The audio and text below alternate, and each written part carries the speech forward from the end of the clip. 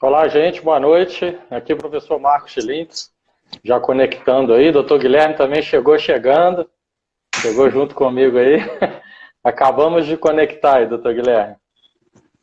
O pessoal está chegando agora, tudo jóia, boa noite. Hoje, em especial, né, a gente está na live aqui do IESP, né, que o IESP está dando toda a força possível aí para a gente tentar compartilhar o máximo de informações possíveis. A gente está com um monte de estratégias aí para tentar ajudar a comunidade aí da população e a comunidade também de estudantes e de profissionais de saúde aí, tentar ajudar. E mais uma vez contando contigo aí, né, doutor Guilherme? Sempre disposto a estar ajudando a gente, sempre com boa vontade, toda vez aí atendendo às nossas solicitações. Eu vou estar me apresentando, né, que a gente está hoje aqui na live usando a plataforma do IESP. E logo em seguida eu vou pedir ao doutor Guilherme para estar se apresentando aí, para que a gente comece a nossa live. Eu sou o professor Marcos Schilintz, eu sou enfermeiro, sou enfermeiro intensivista, titulado em terapia intensiva pela Bente. Meu som tá legal aí, doutor Guilherme? Estou escutando tudo, tá tranquilo para mim. Beleza. E aqui no IESP, né, eu faço a supervisão dos cursos aqui, de pós-graduação, extensão, imersão. E com muita alegria aí hoje, a gente vai agora para nosso segundo round, né, a nossa segunda edição aí da pandemia do novo coronavírus, com o Dr. Guilherme Cortes. Gostaria que o Dr. Guilherme Cortes se apresentasse, para logo em seguida aí a gente dar continuidade.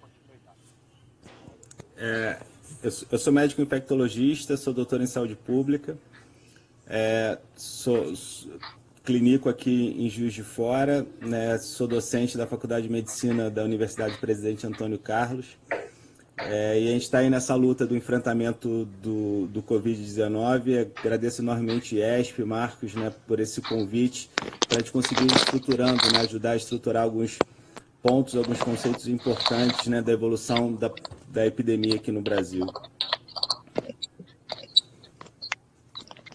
Eu estou tirando o meu fone, doutor Guilherme, porque o pessoal falou que está dando muito reverberação. Joia. Acho que melhorou um pouquinho. Então, semana passada, né, o primeiro contato aí, a gente deu uma geral no Covid-19, na pandemia aí do coronavírus. E hoje, né, a nossa intenção está trazendo aí o panorama atual, o nosso panorama futuro aí, o que está esperando para a gente, e algumas informações aí, informações vitais para a comunidade de profissionais e estudantes da área da saúde. E também, finalizando aí, para trazer para a gente quais são as perspectivas aí dos 7 dias no Brasil. Só trazendo uma atualização agora. Marcos, achei que fosse só eu. Tá dando eco, você com o fone estava melhor. Então vou colocar o fone.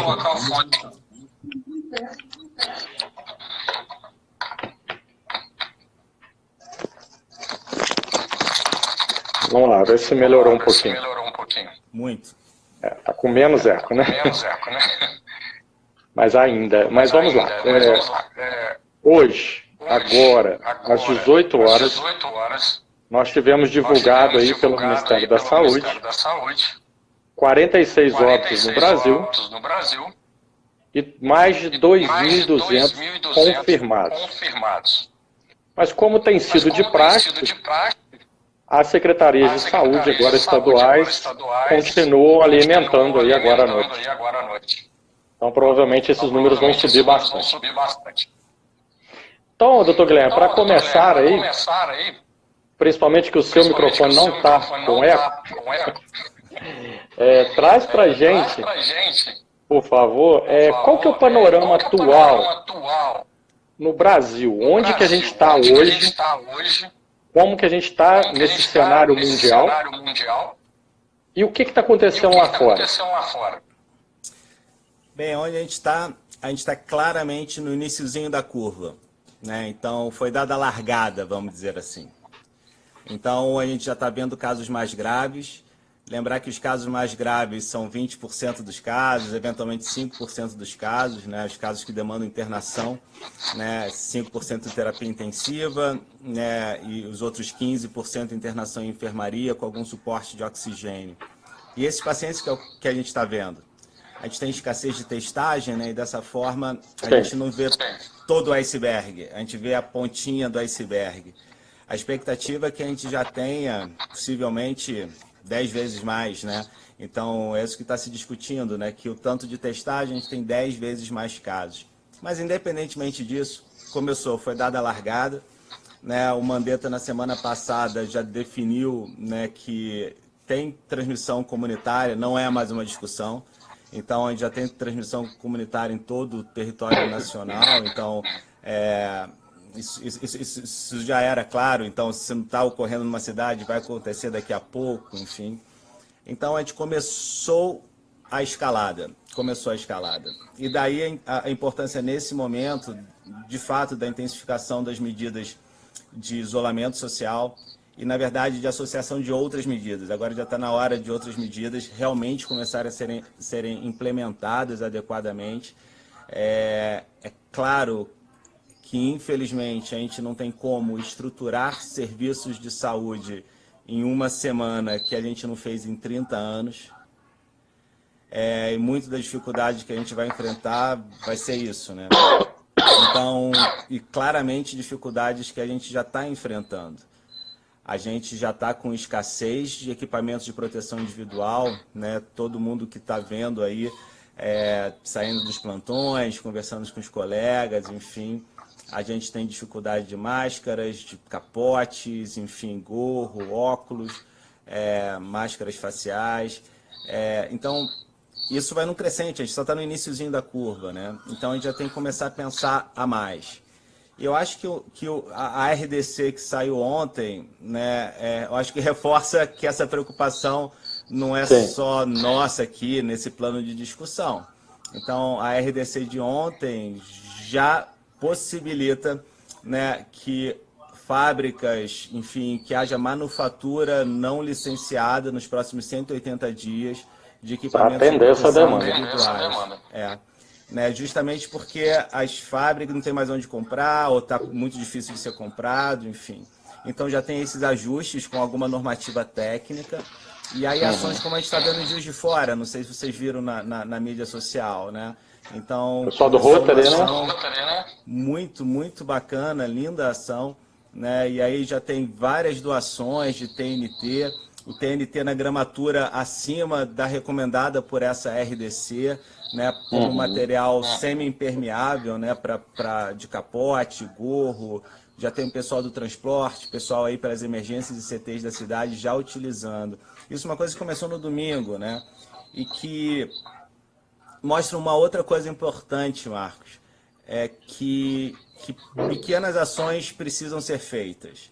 Então, a gente tem duas formas de... Acho que deu epidemia. Uma com ações diretas ao Covid. Volta aí um pouquinho, porque deu uma picada na sua internet. Tá. Falou que tinha duas formas. Tá. Então, no enfrentamento à epidemia, a gente tem essencialmente duas estratégias, né? Uma são ações diretas no Covid e outras são ações mais estruturais, que tem que ir caminhando em paralelo. A gente tem que perceber, né, na nossa comunidade, tem que ter o olhar que o problema do Covid não é só o Covid, né? Então, mas todos os problemas que o Covid vai tornar mais agudo. Problemas de desemprego, problemas de renda, problemas de saúde mental por conta do isolamento, por conta da morte, adoecimento de pessoas queridas, enfim. Então, são vários problemas que a gente tem que estruturar ao mesmo tempo. Um projeto como esse vai tanto na ação direta do Covid, como tem uma ação social importante, né, de ir mobilizando a microeconomia da comunidade, que é importante para a sustentabilidade, para a nossa sobrevivência ao longo da epidemia, né? Então, isso tem sido discutido lá fora, inclusive, tanto em relação à macroeconomia, né? Então, imagina, um dos problemas do isolamento social, não somente das perdas de vidas que a gente está vendo na Europa, né, é interromper a epidemia, né? Tanto que aquela proposta, né, que estava sendo discutida na Inglaterra, de isolar os idosos e deixar a força de trabalho jovem circulando, né, justamente para manter a força de trabalho, né, no mundo que já estava em crise econômica, e no meio de uma crise econômica vem um Covid. Então, eu acho que a gente tem que começar a mobilizar socialmente, né, ações que cuidem do local, né, o restaurante local, motoboy para levar quentinha, cozinheiras se unindo, enfim, fazer EPI, né, várias ações criativas que a gente pode ajudar a dar sustentabilidade, né, para a nossa comunidade, né, porque isso faz parte do enfrentamento. E assim, por um lado, doutor Guilherme, é um questionamento que eu tenho visto algumas pessoas perguntarem. Será que a gente não seria privilegiado?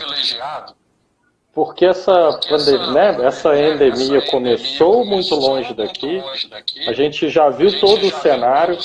Será que não era para a gente estar melhor preparados e aproveitando inclusive a experiência deles?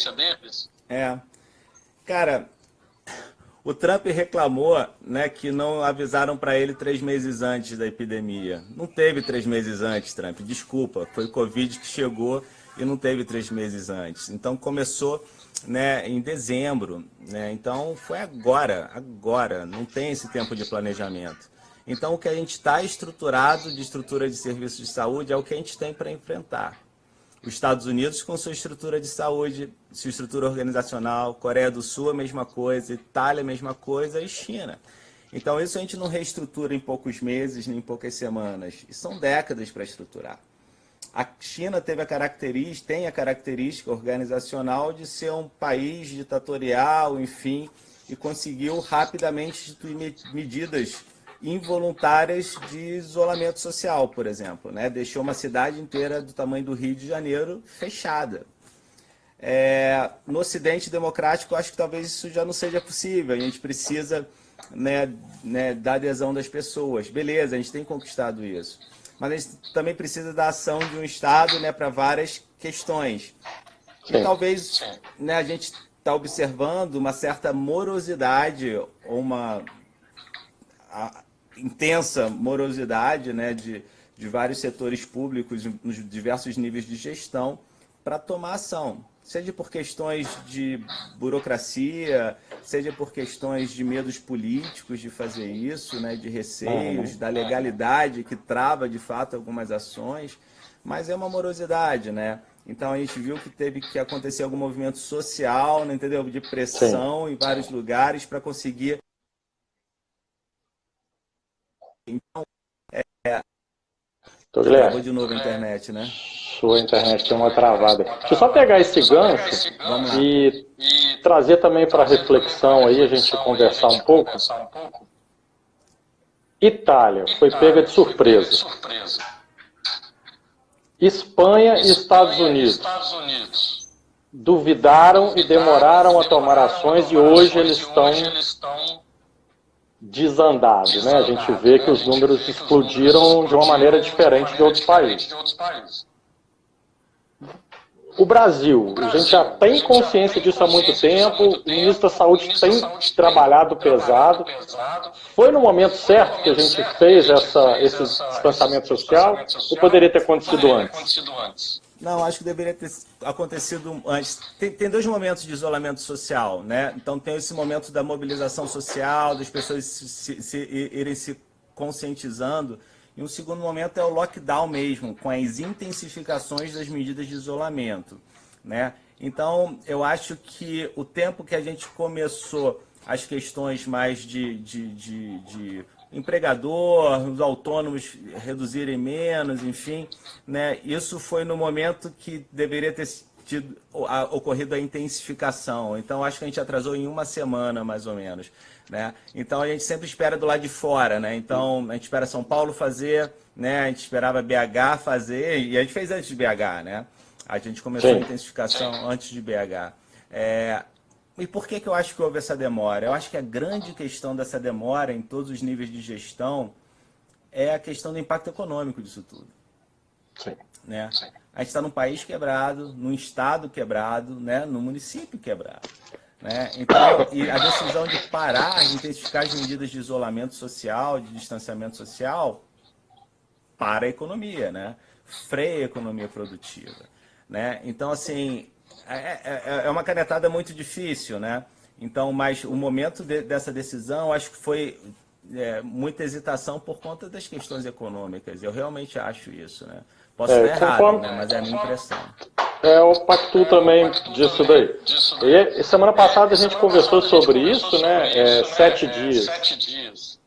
E é geralmente o tempo que a gente está vivendo. Nós do interior, a gente vai viver o que São Paulo está vivendo agora, daqui a uma semana. A gente tem mais ou menos essa dinâmica. Né? Ondas epidêmicas, né? Então começou em São Paulo, nas pessoas que estavam vindo do exterior, não é isso? O Einstein cheio de paciente, enfim, começou essa onda. E aí já passou dessa onda, né? E já começou a ter mais casos.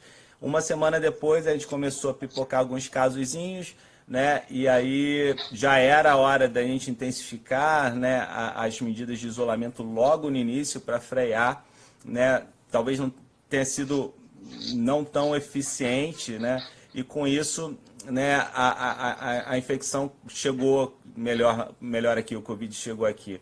Tem uma questão também, né, nessas ondas de epidemia, né, agora ainda está, né, diferencialmente, né, tá migrando, né, da classe média para as comunidades, né? Então, assim, aí está começando a chegar a onda, né, das comunidades. E algumas comunidades, né, a chance de propagação é enorme, né? E 2, a infraestrutura de assistência à saúde, né, obviamente é muito pior, né? Então, a gente já teve notificação ontem, né? Cidade de Deus, já temos caso lá confirmado. Eu não estou escutando você agora.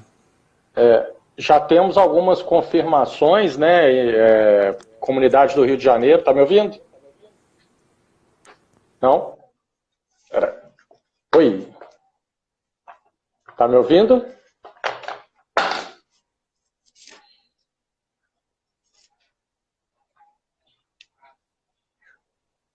Acho que a internet do Dr. Guilherme deu uma travadinha de novo lá. Deixa eu reconectar aqui meu... Oi, vocês estão me ouvindo? Melhorou aí? Dr. Guilherme, e a gente vai continuando aí. Então, para o pessoal, enquanto o Dr. Guilherme chega aí... Espera aí que eu acho que ele está chegando de novo.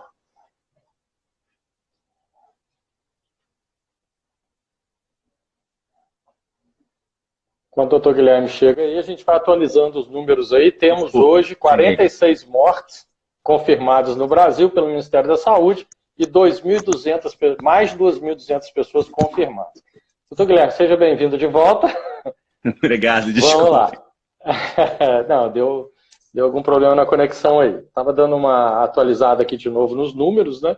Uhum. E retomando aí essas questões todas aí do momento, melhor momento. Enfim, vamos viver o que a Itália está vivendo hoje? Cara, eu acho que sim. Bem próximo, né? Em números. A Itália, do que logística. A Espanha está vivendo. Eu acho que, infelizmente, é o mais provável, né? Então, o que eles estão vivendo agora é o colapso do sistema de saúde, né? Então, o aumento proporcional de números de mortes em relação à China e à Coreia do Sul é por conta do colapso do serviço de saúde. Não conseguir mais atender direito as pessoas morrerem. Não tem aparelho para ventilar, não tem leito de CTI mais, nada disso. Agora, nosso ministro da Saúde disse que a expectativa de colapso do nosso sistema de saúde é em abril. A perspectiva aí abril não deve ser pico. Maio. Abril não deve ser pico ainda. Né? Então, a gente entendendo nossa escassez de recurso, né, a precocidade de colapso é muito... a gente espera que seja mais breve do que na Espanha, do que na Itália. Né? Isso é preocupante, muito preocupante. Né? Algumas ações, como os hospitais de campanha, né, que já começou em São Paulo, a gente já tem todo um movimento lá no Pacaembu, Campo de Marte, lá no Ayambi, né? Então a gente vai ter muito leito, tanto para paciente clínico, que vai precisar ali de uma monitorização só, quanto mais milhares ali de leitos de UTI. O momento é esse mesmo, né? Antes que a gente, eu acho que pelo menos isso aí teve uma assertividade muito grande aí, os esforços governamentais, para que não deixar acontecer, né? Igual no próprio Estados Unidos, a gente viu, eu vi, né, hoje uma reportagem do Exército, tá junto lá com todo o governo, montando hospitais de campanha agora, e eles já estão lá em cima. Então, por um lado, a gente está, vamos botar aí uma semana, 2, se antecipando ao que está vindo, não é isso? É mais ou menos possivelmente isso. Sim, né? Possivelmente sim. Isso tem que ser feito, né? São algumas coisas que tem que ser feito, né? Então, uma estrutura para a gente conseguir manter as pessoas em casa, né, bem. Quando elas estiverem doentes, a gente conseguir orientá-las em casa, evitar a ida desnecessária para os serviços de saúde. Número 2, tem que ter unidades de atendimento para Covid, né, e não somente as emergências habituais, senão vai saturar rapidinho. Nossas emergências já são saturadas, todas elas. E tem que ter mais leito de CTI, de terapia intensiva. Tem internações de Covid que não precisam de terapia intensiva, é verdade.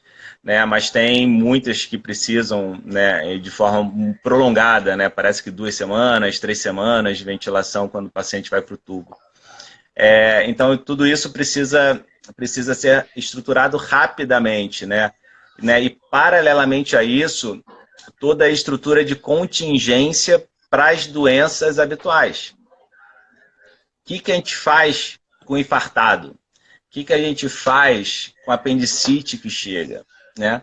Então, assim, esse plano tem que ter. Não existe só Covid, não existe só a epidemia, né, no meio da epidemia. Então, são esses outros danos todos que precisam ser estruturados.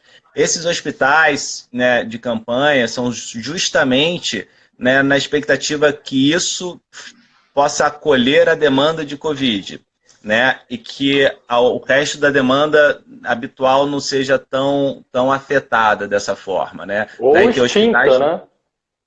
Ou acaba extinguindo o usual, né? Ou extintas, né? Ou com muita incapacidade de resolução, né? Minimamente. Sim, né? sim. Teve uma colega enfermeira na Itália que estava dando uma entrevista essa manhã, eu assisti, e ela falando que a grande preocupação da maioria dos profissionais eram esses. Os infartados, os AVCesados estavam morrendo, porque não tinha nem como recebê-los. E é o que justamente você falou, né? E aí? E o usual? Né? E as outras clínicas, como que ficam? Né? É o que a gente precisa ter, mas eu acho plano de contingência. O seguinte olhar, né? Tudo isso é dano da epidemia. Né? Tudo isso é dano da epidemia. Né? Quando uma pessoa, no meio de uma epidemia, morre infartado sem atendimento, isso, no final das contas, é morte por Covid, entre aspas. Né? Então, foi o dano da pandemia de Covid que causou isso. É a mesma coisa que uma enchente.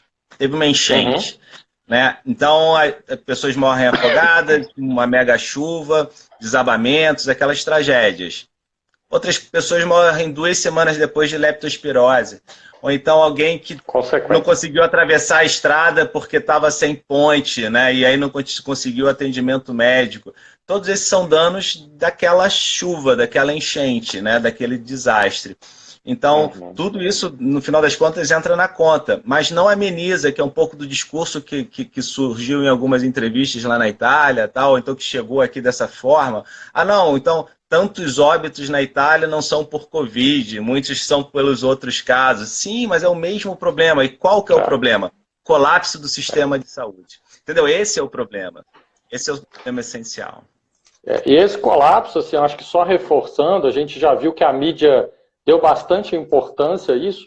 O colapso está linkado diretamente com a curva de crescimento, esse pico, né, que acontece e vai estar provocando. Semana que vem, desculpa, semana passada você explicou muito bem, né, para a gente o porquê desse achatamento, né, e no seu olhar, doutor Guilherme, você acha que o Brasil está conseguindo, a gente já percebe um pouco desse achatamento ou ainda é muito cedo para a gente falar?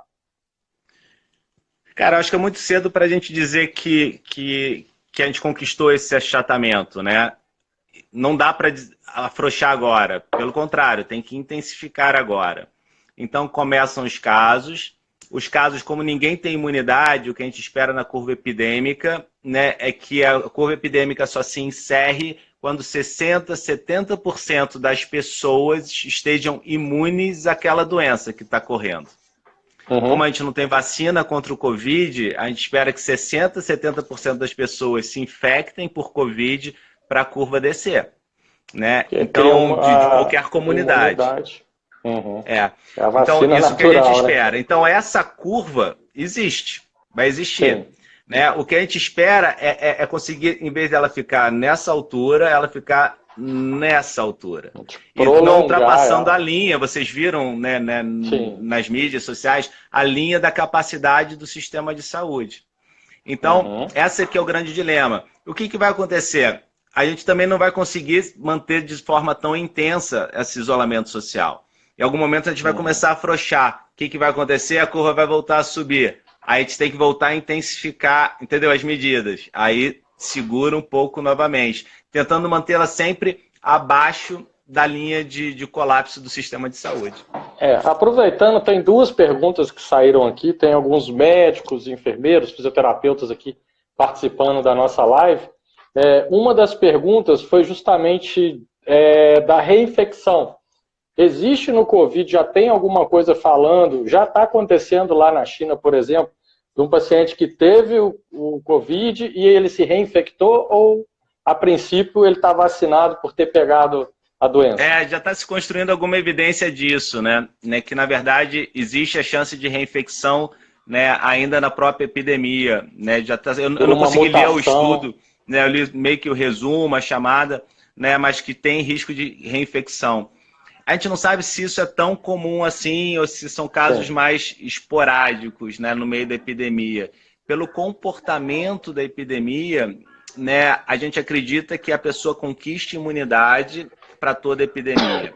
Número 2, eu também não sei nesse estudo se essas pessoas que se reinfectaram na mesma epidemia, se eventualmente tiveram doença mais branda no segundo episódio.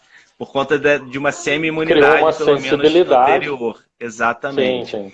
Então, são dúvidas, né, do que está acontecendo, né, ainda a serem respondidas.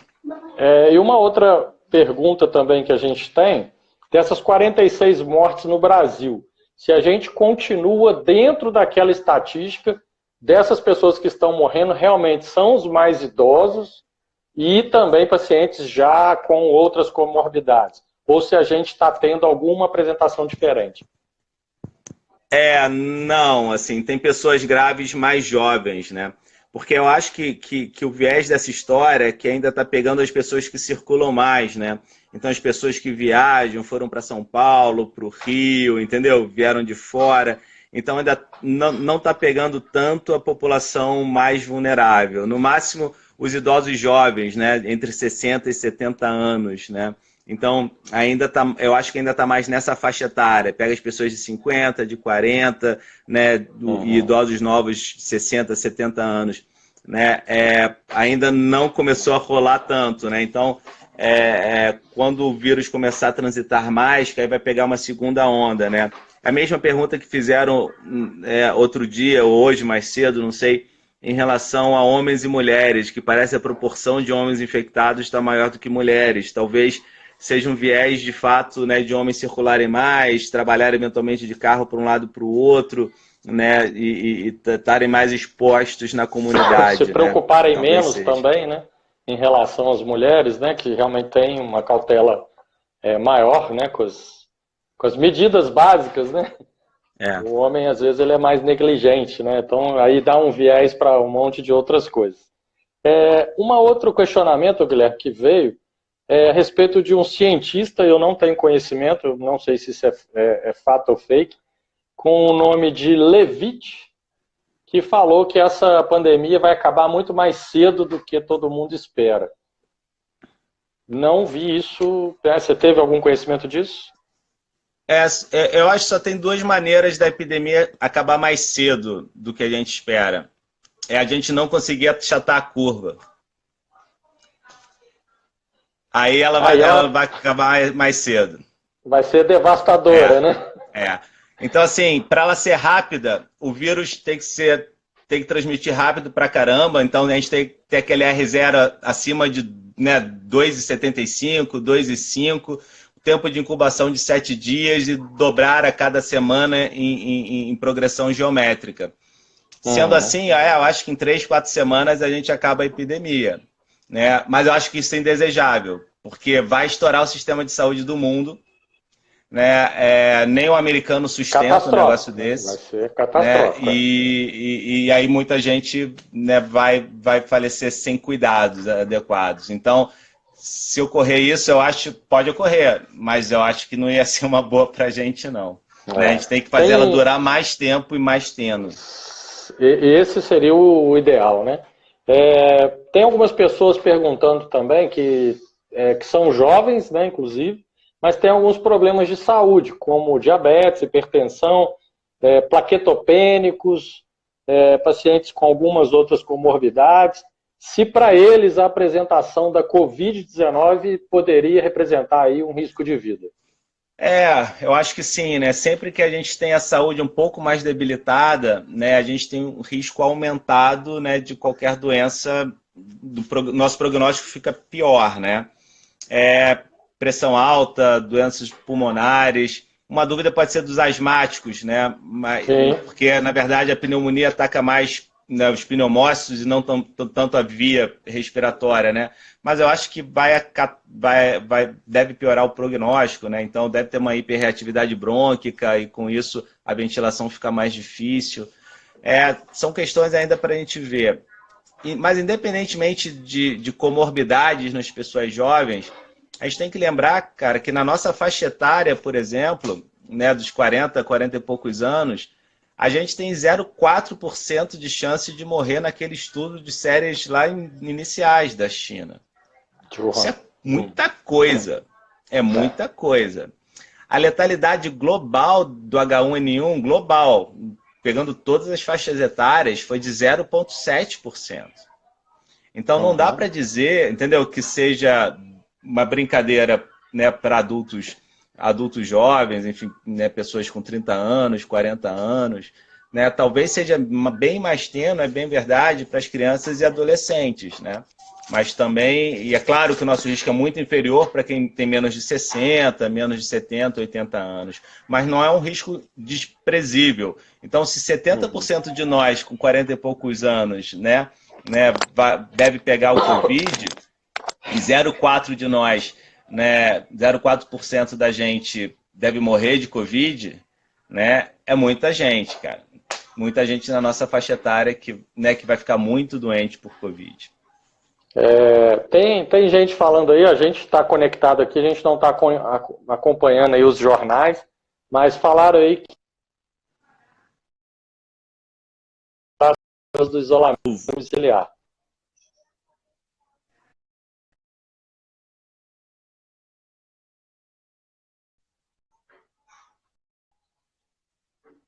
Oi. O Guilherme desconectou e eu vou chamá-lo novamente aqui. Vê se o jornal lá. Tá passando Bolsonaro não falando. Então escuta lá o que ele está falando. Vamos lá. Guilherme. Oi. O pessoal está falando aqui que, né, algumas pessoas postaram aqui na timeline nossa aqui, que o presidente decretou que as pessoas saiam do isolamento. Agora? Acabou de liberar. Teve uma colega aqui que colocou aqui, ó. Boa noite. O presidente Jair Bolsonaro acabou de liberar as pessoas as pessoas do isolamento domiciliar. O que vocês acham disso? Inacreditável, né? Eu não tenho palavras, eu tô mudo. Eu tô atônito. Tá. Acabou nossa live. Meu Deus do céu. Cara, é sério isso? O pessoal não tá é falando news, aqui, não? várias pessoas. Eu acho que é fake news, não é possível. Não é possível. Teve um pronunciamento dele aí, mas vamos esperar aí. Eu tô pedindo a galera para investigar pra gente se isso realmente aconteceu. Porque faltou até ar, agora me deu sintomas de Covid-19 agora. Ele fala, a pessoa está falando que acha que procede. Enquanto a gente não tem essa certeza aí, doutor Guilherme, vamos andar com outro ponto que é importante, né? Que é a respeito da insegurança dos profissionais de saúde. O pessoal está muito inseguro, né? Por falta de EPIs, principalmente, e muita gente por falta de informação. Né? Tem muitos profissionais de saúde aí entrando em desespero já, e a gente ainda nem está no olho do furacão. Você tem alguma recomendação, enquanto infectologista, aí para os nossos profissionais de saúde que estão, né, no front de batalha? Cara, assim, busquem alternativas baseadas nessa nova RDC que foi lançada de ontem, né, de possibilidade de fabricação de equipamentos de proteção individual para a gente. E busquem na comunidade, né, fortalecer iniciativas, né, para a produção local, né, desses EPIs. Desde Juiz de Fora, a gente tem um monte de fábricas, né, tem muita costureira, enfim, né, então essa mobilização social é extremamente importante. E aí a gente já viu várias estratégias super criativas, né? Então, aquelas máscaras faciais, né, com... aquele plástico acetato, não sei. Face shield, né? O pessoal dá o nome de face shield. Aí compra o acetato, eu acho que é acetato o nome daquele plástico. Corta, bota um elástico e isso já fica, né, na pessoa. Já vi com garrafa PET, entendeu? Fazendo a proteção facial. Né? Os capotes com TNT que a gente compra para festa de criança, que já tem uma gramatura assim. Acima ainda do normal, né? Acima de 30 gramas por metro quadrado, que é o esperado para proteção semi-impermeável, né? Capote impermeável. Então, não precisa mais ser, né, o TNT médico, odontomédico hospitalar, né? Que é aquele mais espesso e impermeável. Então, e com isso, é uma gramatura melhor do que aquele branquinho, né, que a gente bota e rasga o tempo todo, que a gente tem no hospital. Entendeu? Protege ainda mais do que esse. São mais firmes, ter essas né? alternativas. E tem o pessoal aqui em Juiz de Fora mesmo, na universidade, enfim, professor Júlio Abreu, estão estudando maneiras de fazer, né, além de estruturar tentativas de aonde está vendendo, né, mas também de como fabricar. Como a gente pode fabricar, né, máscaras para profissionais de saúde. Não, a gente está vendo máscaras para a comunidade, que eu acho que é uma medida adicional que a gente deve se cuidar realmente, mesmo para as pessoas sem sintomas. Né? Desculpa o parênteses, mas principalmente por causa da evidência atual da questão de poder ser transmitido por aerosol, né? Então vai ficar eventualmente no corredor, no elevador, durante 3 horas, né? Então isso reforça a necessidade de máscara quando a gente transitar nos lugares. Mas enfim, aí esse pessoal está estudando a possibilidade de como fazer mais próximo possível, né, dando biossegurança, né, de máscaras para os profissionais de saúde, né? Além de alternativas de reuso também, né, de esterilização, tudo isso a gente vai ter que enfrentar, né, se realmente a gente se adaptar, porque a gente não vai ter, possivelmente, insumos de EPI para tudo, e a gente deve usar EPI. É extremamente importante, né, a transmissibilidade, o risco de nós profissionais de saúde é grande, né, então a gente tem que ver alternativas para continuar trabalhando, que é o que a gente precisa fazer nessa hora, né, sem perder força de trabalho, sem adoecermos, né. A gente tem algumas pessoas perguntando ainda, que tem dúvidas, até os próprios profissionais, que veio pergunta aí de profissionais mesmo, sobre os sintomas mais clássicos mesmo do Covid-19. Os sintomas a clínicos. apresentação mais clássica. Isso. Porque ficou mais baixo. Então, assim, nos estudos de série de casos, o que se consolidou é o seguinte. Em primeiro lugar, em 80% dos casos, que são casos considerados brandos, a pessoa tem sintomas como de resfriado, coriza, dor de garganta, né, uma tosse seca. Ou então, sintomas de síndrome gripal. Essa mesma coriza, dor de garganta, tosse seca, mas com febre e dor no corpo. Quer dizer, sintomas mais gripal que é mais do que o resfriado. Atualmente, qualquer sintoma... Tá, volta aí nos sintomas moderados. Então, atualmente, qualquer sintoma respiratório, né, desses, seja resfriado ou gripe, deve ser encarado como caso suspeito de Covid-19. Em 20% dos casos, a manifestação de maior gravidade. O que seria essa manifestação de maior gravidade? Principalmente manifestações respiratórias de pneumonia comunitária grave, é isso, e que leva à internação. E aí estaria ataque de espineia, estaria a saturação baixa de oxigênio, ou qualquer outro daqueles critérios de pneumonia comunitária grave, seja pelo porte, eventualmente o CURB, né, dependendo da idade, enfim, que aumenta a gravidade. Seria essa principalmente a forma para monitorar. De novo. Foi?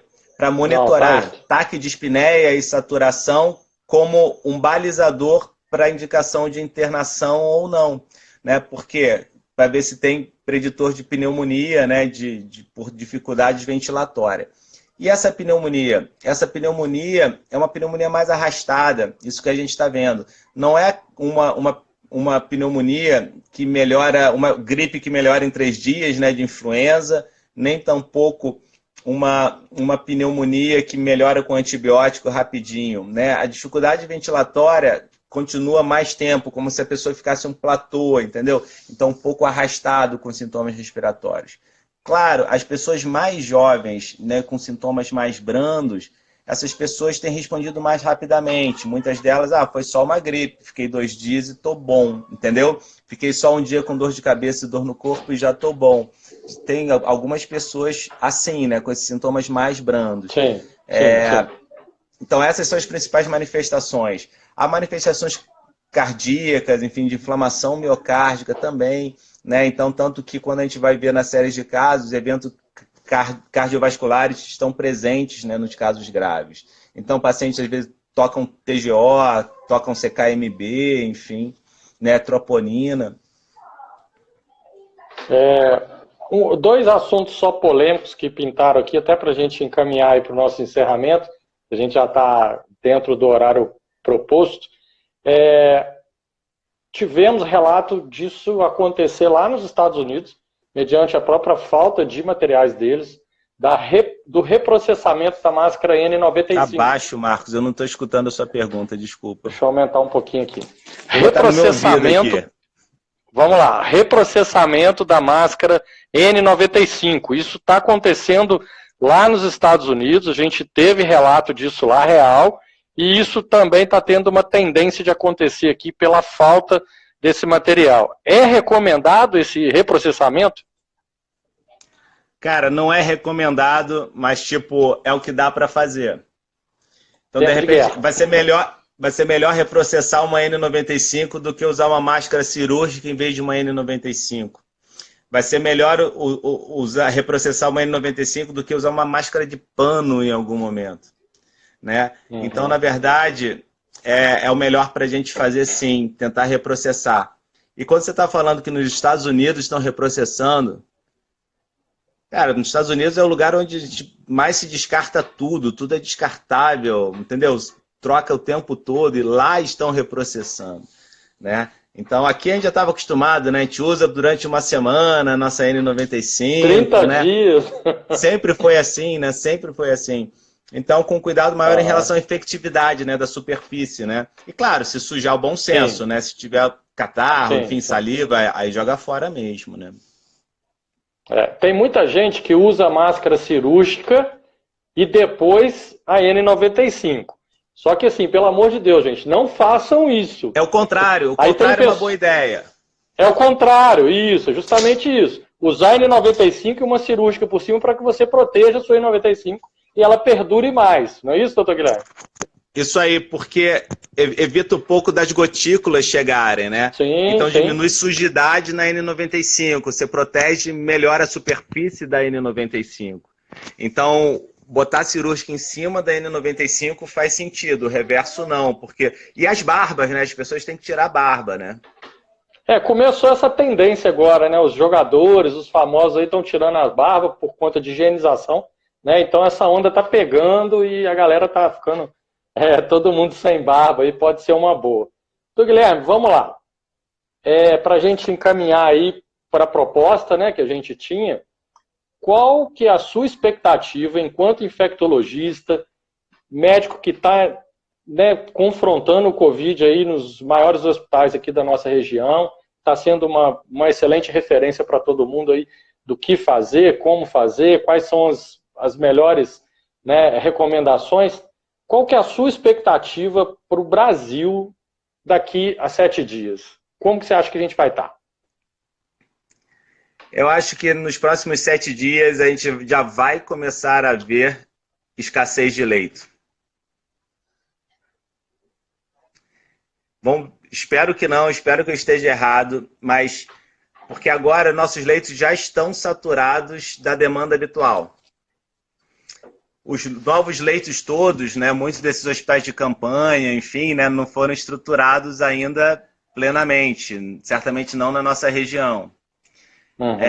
E com essa progressão geométrica, enfim, né, que vai dobrando dessa forma em 7 dias a gente espera o dobro, né, do que tem agora.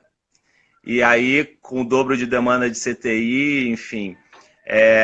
Então, eu acho que a gente já vai começar a enfrentar na semana que vem problemas de leito para internação de casos graves de Covid.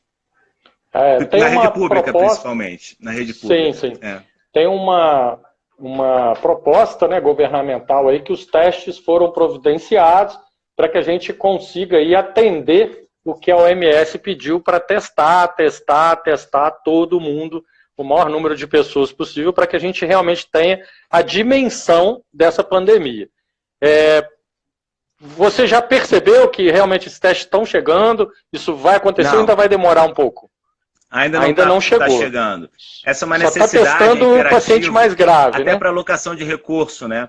Então, se a gente vê, começou, não chegou ainda na Amazônia, mas começou a acontecer mais na Amazônia e diminuiu no Sudeste. Então, leva um monte de respirador daqui para lá, entendeu? Então, até para alocação de recursos mesmo, né? Então, isso é importante para bloquear a transmissão, né, dos lugares mais intensos e para alocação de recursos. Então, saber o que está acontecendo é essencial. Por isso, a OMS recomendou a testagem, mas ainda não chegou, não. Hoje mesmo, colegas, né, pediram para saber onde está fazendo o teste e não conseguiram fazer o teste. A gente está com escassez mesmo e alguns pacientes estão conseguindo fazer, né? E a gente já está tendo óbitos de pacientes que eram suspeitas e agora que eles foram, né, tentar ver se positivo o indivíduo para ele entrar na estatística. Então, Guilherme, né, só gostaria de colocar mais alguma coisa aí para a gente finalizar, algum recado aí para a população, que a gente tem público, né, não profissional de saúde aí nos acompanhando e bastante profissional de saúde aí também nos acompanhando. Você gostaria de deixar algum recado para a galera aí, alguma reflexão? O meu recado final, eu acho que é no que eu estou lendo aqui numa mensagem. Que o presidente falou que a mídia criou um alarmismo desnecessário e que pegou como parâmetro a Itália, que é um país com população idosa e climas muito diferentes. Nós temos uma população idosa muito grande. Talvez maior do que a população idosa. Não percentualmente, mas em número maior do que a população idosa da Itália. 2, né, os climas são diferentes, mas não tem nenhuma evidência que o clima afete a transmissão do vírus. 2. Em terceiro lugar, nosso sistema de saúde, Todos nós trabalhamos, não é isso, no sistema de saúde, todo mundo que está vendo aí sabe a realidade do sistema de saúde. O nosso sistema de saúde no Brasil é muito, muito precário. Por isso que a gente não está conseguindo fazer vigilância epidemiológica adequada, testagem adequada, ações de bloqueio da epidemia adequados. E vai faltar leito de CTI, não tem jeito. A gente tem muita escassez de recursos. E vai faltar EPI e a gente vai ter que se virar. Isso está com a gente, com cada um de nós. A gente vai ter que se virar para fazer o nosso EPI. A gente vai ter que se virar para ventilar os pacientes como der, com monitor, ressuscitar Inter 5, ressuscitar Birdmark 7. O Birdão, né? Cara, e essa luta vai ser... Tipo, a gente vai chorar nas emergências e CTIs, cara, entendeu? Das escolhas. Tipo, eu não acho absolutamente que é alarmismo. Na verdade, desculpe, presidente, né, mas ver o mundo pegar fogo desse jeito e dizer que o mundo está sendo alarmista é tapar muito o sol com a peneira. Né? Isso não é nada partidário, absolutamente nada partidário. Isso diz respeito à vida imediata de cada cidadão brasileiro. De cada cidadão brasileiro. E isso não é brincadeira, cara. Isso não é brincadeira. Espero que eu esteja errado. Espero que daqui a uma semana vocês digam, pô, o Guilherme era alarmista e era um louco. Que vocês me chutem, né, daqui. Nunca mais eu faço uma entrevista aqui no IESP com o Marcos, né, que falou um monte de besteira. Espero que eu esteja muito errado, mas eu acho que essa curva só vai aumentar. Né? E se a gente afrouxar as questões de isolamento social agora, né, dá uma semana de incubação, entendeu? Para a gente ver os danos do que a gente estiver pegando na semana que a gente estiver passeando por aí. Tá bom? Fique em casa. A estatística nacional está bem clara. A cada 48 horas, o pulo que a gente está dando. Né? De dobrar, de triplicar, e isso... Né? Você dobrar 500, vai para 1.000. Você dobrar 1.000 é 2.000. Você dobrar 2.000, são 6.000. Né? Triplicar e por aí vai. Então, assim, a gente está realmente vivendo, conforme você tinha colocado semana passada, né? Num momento histórico, né? Que talvez, né, o mundo moderno não tenha passado nada do que a gente está passando agora. Então a responsabilidade de cada um de nós é muito grande. É muito grande, não é brincadeira. Eu acho que a nossa própria população demorou muito a entender a gravidade disso tudo, né? E infelizmente a gente tem alguns líderes que ainda têm esse tipo de posicionamento, isso, né, dá um pouco de tensão na gente. O pessoal está falando aqui que há uma recomendação para retornar às aulas, porque as crianças e os jovens não podem ficar sem aulas e eles não são grupo de risco. Meu Deus. O que você acha disso, doutor Guilherme? Se isso acontecer amanhã, as aulas voltam, todas as crianças voltam a estudar, a gente vai ter aquele pico, né? Vou falar, meus filhos não vão para a escola. Meus filhos não vão para a escola. É muita responsabilidade. Eu acho que isso já está respondido. O que a gente não quer para o nosso filho, né? A gente não quer para ninguém, né? Não é isso? Então, Guilherme, gostaria muito de voltar aqui terça-feira que vem, né? Se sua agenda permitir, eu acho que a gente já vai ter um panorama aí completamente diferente. Acho que a gente vai estar entrando aí no olho do furacão, né? Acho que daqui a 7 dias a nossa estatística vai estar bem mais acima. Eu acho que seria muito legal aí a gente estar retomando. Se você aceitar o convite, está aceito já, né? Já tinha feito, né? Vai ser muito legal na próxima terça-feira. E alguns colegas que a gente também está convidando, conversando, a gente deve ter uma live com um fisioterapeuta bacana, titular em terapia intensiva, que saca muito aí de pneumointensivismo, e ele veio com uma proposta aí da gente fazer uma live na sexta-feira agora dessa semana, para falar um pouquinho especificamente de insuficiência respiratória e suporte ventilatório no paciente com Covid-19.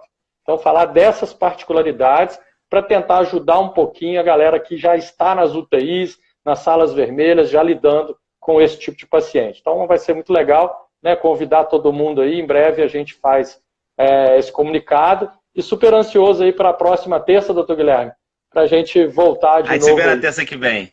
Tá? Obrigado que Deus mais uma abençoe. vez. Mais uma vez, muito obrigado aí. Obrigadão mesmo. Essa live vai ser salva e depois a gente compartilha para todo mundo. Legal. Tá bom? Um grande abraço aí, boa noite a todos. Obrigado, doutor Guilherme. Tchau, boa noite a todos, ótima semana. Abraço. Obrigadão. Valeu.